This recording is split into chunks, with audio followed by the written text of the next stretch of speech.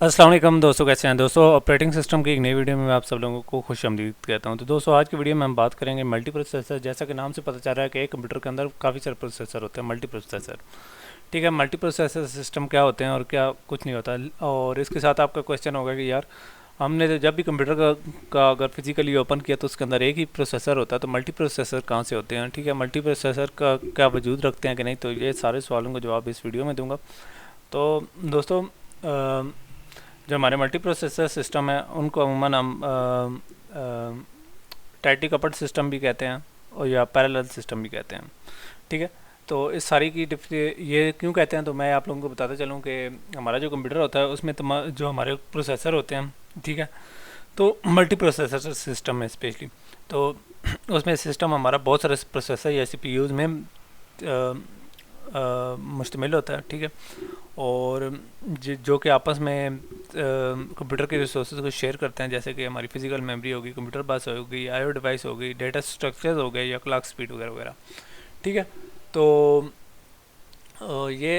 ये multi processor के होते किस तरीके से हैं। ठीक है, तो ये आपस में जुड़े होते हैं। ठीक है, ये नहीं एक प्रोसेसर की उन्होंने शक्ल ली होती है, हमें फिजिकली एक नज़र आते हैं, लेकिन ये बहुत सारे प्रोसेसर होते हैं जो आपस में टाई हुए पड़े होते हैं। ठीक है, या जुड़े होते हैं। ठीक है, और उनकी आपस में क्लोज कम्युनिकेशन होती है इंटरकनेक्शन नेटवर्क की मदद से। ठीक है, तो इसमें ये काम किस तरीके से करते हैं, तो इसमें ऐसे होता है कि पहले हमारा एक प्रोसेसर काम करता था एक टास्क के ऊपर, तो अब ये ऐसे नहीं होता, बल्कि एक प्रोसेस के ऊपर। तो ये इस तरह करते हैं कि अब ये दो या दो से ज़्यादा जो प्रोसेसर होते हैं यानी मल्टी प्रोसेसर होते हैं, ये मिलकर उस प्रोग्राम के ऊपर या उस प्रोसेस के ऊपर काम करते हैं। ठीक है, तो इस सारे में क्या होता है, जैसे कि अमूमन आप रियल लाइफ में देखते होंगे कि एक मजदूर थोड़ा ज़्यादा टाइम लगाता है काम करने में, लेकिन अगर बहुत सारे मजदूर एक ही काम पर शुरू हो जाए तो वो थोड़ा कम टाइम लगाते हैं। ठीक है, और तो इसी तरह यहाँ भी होता है कि जो हमारी जॉब्स होती हैं वो इजीली फ़ौरन डन हो जाती हैं। ठीक है, तो हमारा सिस्टम उनके ऊपर ज़्यादा काम करता है। ठीक है, तो इसमें होता क्या है, इस मल्टी प्रोसेसर सिस्टम में यानी जो हमारे प्रोसेसर होते हैं, ठीक है, वो एक ही ऑपरेटिंग सिस्टम के नीचे काम करते हैं। ठीक है, तो इस सारे को समझाने के लिए मैं आप लोगों को इतना बताता हूँ कि मल्टी प्रोसेसर सिस्टम में एक ऑपरेटिंग सिस्टम चाह रहा होता है। ठीक है, वो एक हार्डवेयर और सॉफ्टवेयर दोनों को मैनेज कर रहा होता है, कंट्रोल कर रहा होता है। यूज़र को यही पता चलता है कि एक प्रोसेसर लगा हुआ है। ठीक है, उसे ये नहीं पता होता कि ये एक प्रोसेसर नहीं है, बल्कि बहुत सारे मल्टी प्रोसेसर हैं और वो आपस में इनके इंटरकनेक्शन हुए पड़े होते हैं। यही चीज़ मैं आप लोगों को बता रहा था कि इसमें एक से ज़्यादा प्रोसेसर होते हैं। ठीक है, और इसमें आप लोगों को या नॉर्मल लोगों को नहीं पता चलता कि ये बहुत सारे प्रोसेसर का मिलकर एक प्रोसेसर बना होता है। ठीक है, यानी इनकी सबको आपस में टायर कपल हुए पड़े होते हैं। ठीक है, जैसा कि मैंने शुरू में कहा था कि पैरेलली और कपल हुए पड़े होते हैं जो अपना अपना काम भी करते हैं। ठीक है, लेकिन एक चिप के ऊपर लगे होते हैं। ठीक है, इस वजह से हम लोगों को इनके अंदर कोई इतना डिफरेंस यानी हमें नज़र नहीं आता। ठीक है, हम एक ही सिस्टम चिप समझते हैं, हम समझते हैं कि ऑपरेटिंग सिस्टम एक ही प्रोसेसर को पकड़ के बैठा हुआ है, बल्कि ऐसे नहीं होता, बल्कि ये बहुत सारे प्रोसेसर होते हैं और इनके आपस में इंटरकनेक्शन हुए पड़े होते हैं। तो इसकी सबसे मल्टी प्रोसेसर की जो बेहतरीन मिसाल है वो है यूनिक्स। ठीक है, जो वो ये सबसे ज़्यादा जिसके अंदर मल्टी प्रोसेसर सिस्टम यूज़ होता है। ठीक है, तो अब बात कर लेते हैं थोड़ी सी एडवांटेजेस की। ठीक है, तो मल्टी प्रोसेसर सिस्टम के एडवांटेजेस सबसे पहला तो होता है कि इसकी कॉस्ट कम होती है। ठीक है, तो कॉस्ट किस तरीके से कम होती है कि चूँकि तमाम प्रोसेसर सेम प्रोसेसर यूज़ कर होते हैं, बजाय इसके कि आप 10 i3 रखें। ठीक है, सिंगल प्रोसेसर, या कोई 10 एक कंप्यूटर यानी रखें। ठीक है, मतलब P4 रखें, तो उसके बजाय एक और यानी अगर आप इस तरह कर लें कि 10 प्रोसेसर अलग अलग हों, सिंगल प्रोसेसर हों, यूनी प्रोसेसर हों, उनको लगाएं। ठीक है, अलग अलग रैम अलग अलग स्लॉट में लगाएंगे, अलग अलग उनके साथ रैम्स मेमरीज, उसके साथ पावर सप्लाई लगाएंगे। ठीक है, और इसके मुकाबले में आप 10 यानी एक एग्जांपल के तौर पे बता रहा हूँ, 10 मल्टी प्रोसेसर वाला एक प्रोसेसर एक सिस्टम के अंदर लगा देंगे तो वो 10 इसके बराबर भी शायद काम ना कर सकें, ये उसके बराबर काम करेंगे। ठीक है, तो इस तरीके से ना सिर्फ हमें बिजली की बचत होती है, बल्कि ये जो आजकल हमारे प्रोसेसर हैं, ठीक है, तो ये सारे यानी मल्टी प्रोसेसर वो 10 सिंगल यानी मल्टीपल सिंगल प्रोसेसर सिस्टम से भी सस्ते हैं, क्योंकि एक चिप की हमें कीमत अदा करनी पड़ती है, उन सब में हमें 10 चिपों की कीमत अदा करनी पड़ती है। तो इस वजह से हम कह सकते हैं कि इनकी कॉस्ट रिड्यूस्ड होती है या कम होती है। उसके बाद जो दूसरा इशू आता है रिलायबिलिटी का। ठीक है, तो रिलायबिलिटी चूँकि वो सिंगल प्रोसेसर होता तो वो जब फेल होता था तो पूरी मशीन फेल हो जाती, लेकिन इसमें ऐसा नहीं होता कि अगर एक प्रोसेसर फेल हो जाता है तो हाँ मशीन थोड़ी सी स्लो हो जाएगी, लेकिन हमारे जो वर्किंग है पूरी सिस्टम की वो बंद नहीं होगी। उसके बाद आ जाता है थ्रूपुट। ठीक है, तो ऐसे होता है कि बहुत सारे टास्क मल्टी प्रोसेसर यानी बहुत सारे प्रोसेसर पर कंकरेंटली रन हो रहे होते हैं, तो इस तरीके से हमारे सिस्टम की थ्रूपुट इंक्रीज़ होती है।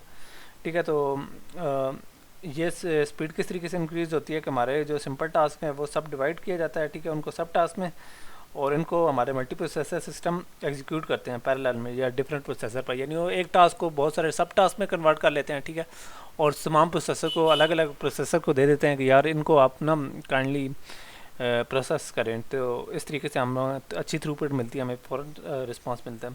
लेकिन इसके साथ कुछ डिसएडवांटेजेस भी थे, क्योंकि इसका एक प्रोसेस चल रहा होता था तो उसके अंदर एक सिंक्रोनाइजेशन चाहिए होती थी। उसके अलावा टास्क की scheduling, memory management, security, memory के साथ सिक्योरिटी होगी या मेमोरी की प्रोटेक्शन होगी, ये बड़े कम्प्लेक्स हो जाते हैं, क्योंकि हमारी जो मेमोरी है वो तमाम मल्टी प्रोसेसर के दरमियान शेयर हुई पड़ी होती है।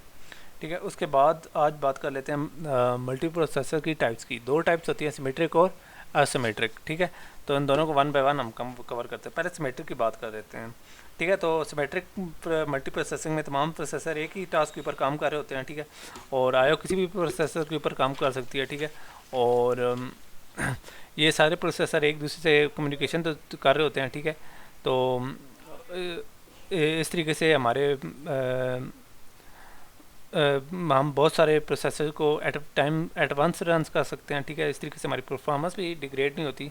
ठीक है, क्योंकि हमारे जो प्रोसेसर हैं वो आपस में कम्युनिकेशन कर रहे होते हैं। ठीक है, वो बताते हैं भाई मेरे पास अब जगह खाली है, मुझे मैं ये काम कर रहा हूँ या किसी, यानी इस तरीके से उनकी आपस में कम्युनिकेशन होती है। ठीक है, और चूँकि हर पीसी दूसरे से सेपरेट होता है। ठीक है, सीपीयू। ठीक है, तो यानी एक प्रोसेसर सेपरेट होता है, तो ऐसा हो सकता है कि हमारा जो सीपीयू है, जब हमारा एक सीपीयू वेला बैठा हो जबकि दूसरा ओवरलोडेड हुआ पड़ा हो। ठीक है, तो इसके साथ साथ इसको ऑपरेटिंग सिस्टम में इम्प्लीमेंट करना बड़ा ईजी है। ठीक है, और इसमें ऐसे होता है कि ओएस मल्टी प्रोसेसर को सपोर्ट कर रहा होता है। ठीक है, और जो सबसे कॉमन हमारा मल्टी प्रोसेसर सिस्टम जो सिमेट्रिक किस्म का है उसे एसएमपी आर्किटेक्चर कहते हैं, जिसकी मैं आप लोगों को थोड़ी सी वीडियो दिखा देता हूँ।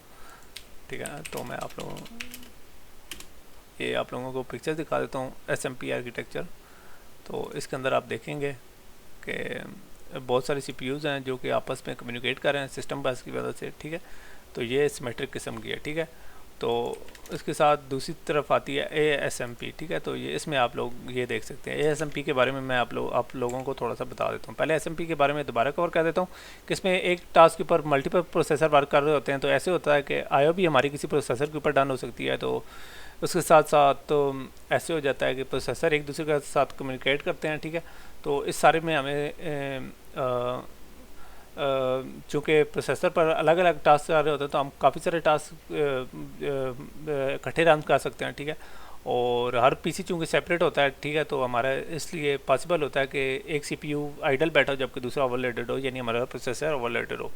ठीक है, तो ये इजी भी है इम्प्लीमेंट करना, क्योंकि हमारा जो OS है वो मल्टी प्रोसेसर सपोर्ट कर होता है। ठीक है, ठीक है, तो क्योंकि ये जो प्रोसेसर होते हैं, ठीक है, तो ये OS को भी सपोर्ट करते हैं। ठीक है, उसके अलावा most common multi processor system SMP architecture है, जो कि मैंने आप लोगों को दिखाया था। अब बात कर लेते हैं एसिमेट्रिक की। ठीक है, तो एसिमेट्रिक में इस तरह होता है कि इसमें हर टास्क प्रोसेसर का एक ही काम होता है। ठीक है, तो इसमें सिस्टम क्या चाह रहा होता है, इसमें सिस्टम ये होता है कि एक मास्टर प्रोसेसर होता है, बाकी स्लेव प्रोसेसर होते हैं। ठीक है, यानी मास्टर जो होता है वो स्लेव्स के दरमियान काम डिस्ट्रीब्यूट करता है। ठीक है, और जो IO है वो हमारा मास्टर ही करता है। ठीक है, तो ये हमारा एसिमेट्रिक किस्म के प्रोसेसर थे। ठीक है, तो ये आप लोग देख सकते हैं एसिमेट्रिक किस्म के। ठीक है, तो इसमें हमारा एक होगा, यानी मेन प्रोसेसर होगा जो कि सब के अंदर टास्क डिवाइड करता रहेगा। ठीक है, और ये सारे जो हमारे एसिमेट्रिक प्रोसेसर हैं, ठीक है, तो ये सारे अपना अपना काम करेंगे। ठीक है, तो उनको अलग अलग टास्क मिलेगा, लेकिन देगा कौन, हमारा मास्टर प्रोसेसर। ठीक है, स्लेव प्रोसेसर उन पर काम करेंगे जी। ठीक है, मास्टर स्लेव का है, जिस तरह आजिर अजीर का कंसेप्ट होता है। इसके अलावा मास्टर जो हमारा स्लेव्स के दरमियान टास्क को डिस्ट्रीब्यूट करता है, और जो हमारी आईओ है या इनपुट आउटपुट है वो हमारे मास्टर की मदद से ही होती है।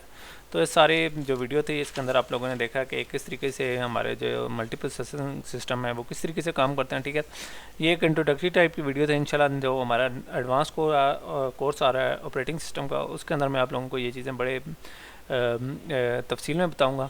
तो उम्मीद करता हूँ आप लोगों को ये वीडियो पसंद आई होगी। तो इंशाल्लाह नेक्स्ट वीडियो में मिलते हैं, तब तक के लिए इजाज़त दीजिए, अल्लाह हाफ़िज़।